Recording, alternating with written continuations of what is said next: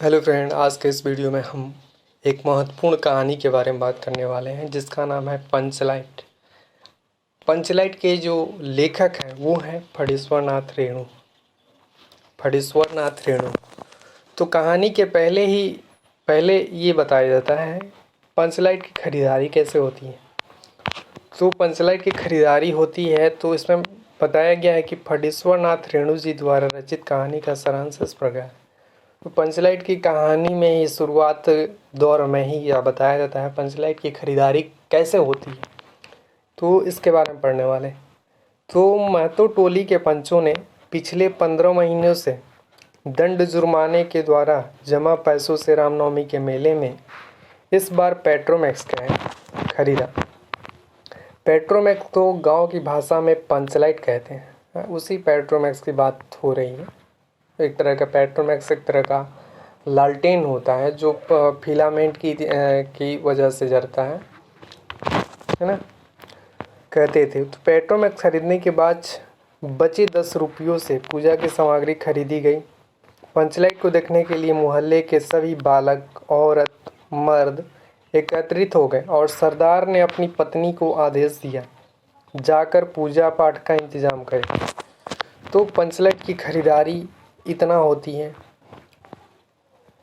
कि महतो टोली के पिछले 15 महीनों से दंड जुर्माने पहले गांव में क्या होता था, कोई भी जुर्म करता था तो उसे दंड जुर्माना दिया जाता था, है ना।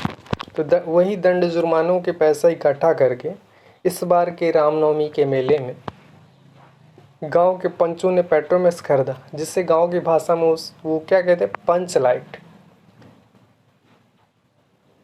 पंचलाइट। और जो 10 रुपये बच गए थे उनसे पूजा की सामग्री खरीद ली जाए। तो पंचलाइट को देखने के लिए जब कोई गांव में नया चीज़ आता है, इलेक्ट्रिकल इंस्ट्रूमेंट आता है, तो उसे देखने के लिए गांव के सभी बालक, औरत, बूढ़े, जवान सब इकट्ठे हो जाते हैं उस चीज़ को देखने के लिए। और सरदार ने अपनी पत्नी को आदेश देता है कि जाकर पूजा पाठ का इंतज़ाम करें।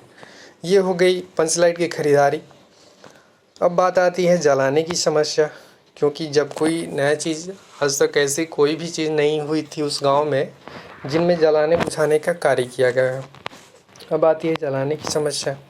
तो महतो टोली के लोग पंचलाइट आने से अधिक उत्साह में थे, परंतु बड़ी समस्या यह आ गई कि पंचलाइट को जलाए कौन। तो कोई भी उस टोली में पंचलाइट जलाना नहीं जानता था। किसी के घर में अभी तक कोई डिबरी भी नहीं जलाई गई थी, क्योंकि पंचलाइट की रोशनी को सब फैला देखना चाहते थे। पंचलाइट के न जलने पर सभी के चेहरे उतर गए। सभी मजाक उड़ाने लगे।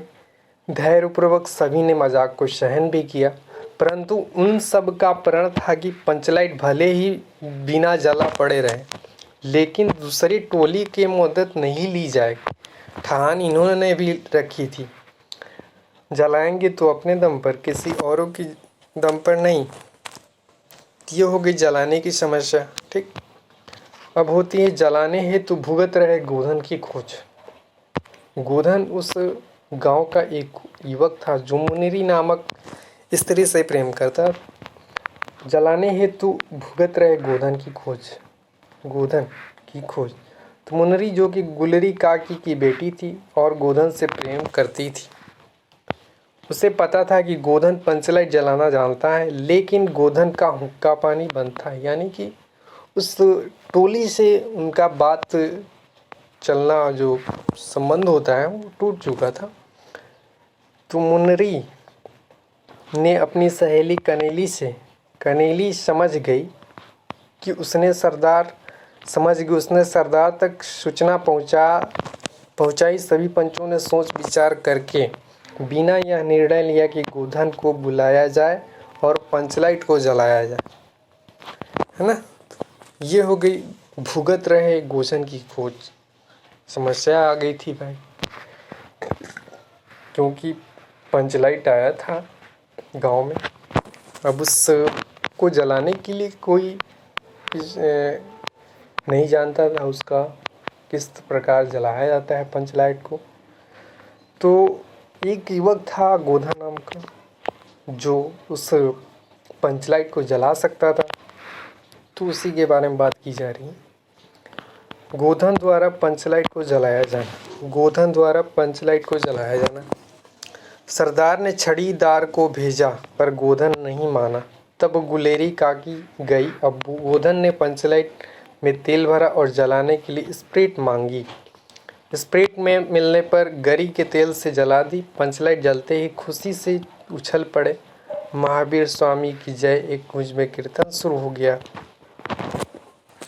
अब बात आती है गोधन को माफ़ करना। किस प्रकार माफ़ किया जाए गोधन को, है ना।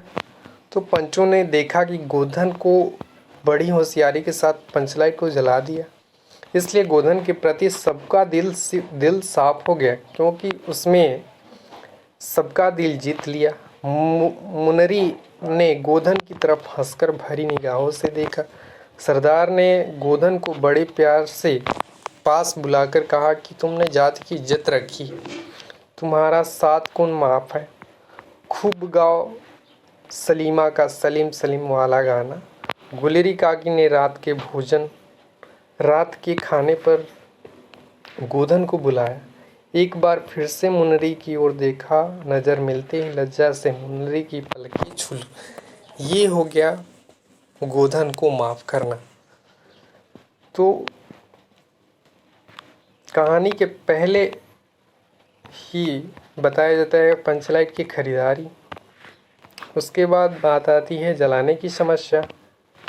तीसरा बात आती है जलाने हेतु भुगत रहे गोधन की खोज। अब आती है बात गोधन द्वारा पंचलाइट जलाया जाना। उसके बाद अंत में आता है गोधन को माफ़ करना। ये आपको 5 टॉपिक याद करना पड़ेगा, तभी आपको इस पर 5 नंबर मिलता है ना। अगर आप इतना लिख दें बोर्ड एग्जाम में तो आपको 5 नंबर मिलेगा, है ना। तो आप इतना कुछ लिख सकते हो इसमें, है ना। पंचलाइट की खरीदारी के बारे में इतना कुछ, है ना।